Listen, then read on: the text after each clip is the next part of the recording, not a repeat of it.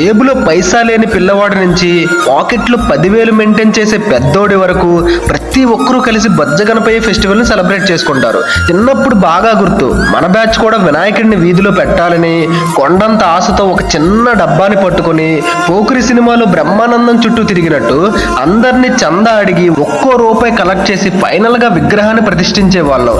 గణేశుడు ఉన్నన్ని రోజులు వీధిలో ఉన్న ప్రతి ఒక్కరి ఇంట్లో పండగ వాతావరణంతో పొద్దున్న లేస్తూ వెంకటేష్ సినిమాలో దండాలయ్య సాంగ్ తో మొదలై నెక్లెస్ గొలుసు లాంటి డీజే సాంగులతో ఎండ్ అవుతుంది. ప్రసాదాలు, ధూపదీపాలు, ఆటల పోటీలు, డాన్సులు ఇలా ఒకటేంటి మన యువత చేసే హడావిడి మామూలుగా ఉండదు. ఎవరు ఎంత దూరాన ఉన్నా ఫైనల్ గా ఊరేగింపు నాడు మాత్రం అటెండ్ అయ్యి ఒంట్లో ఉన్న ఎనర్జీ మొత్తాన్ని యూజ్ చేసి యూట్యూబ్ లో ఉన్న రీమేక్స్లని రీప్లేలో వాగించి గణేశుడిని వచ్చే ఏడాది మళ్ళీ రమ్మని నిమజ్జనం చేస్తాం. ఏ బ్యాచ్ తో మీరు ఈ సంవత్సరం సెలబ్రేట్ చేసుకుంటున్నారో వాళ్ళందరికీ ఈ వీడియోను షేర్ చేయడం మర్చిపోవద్దు.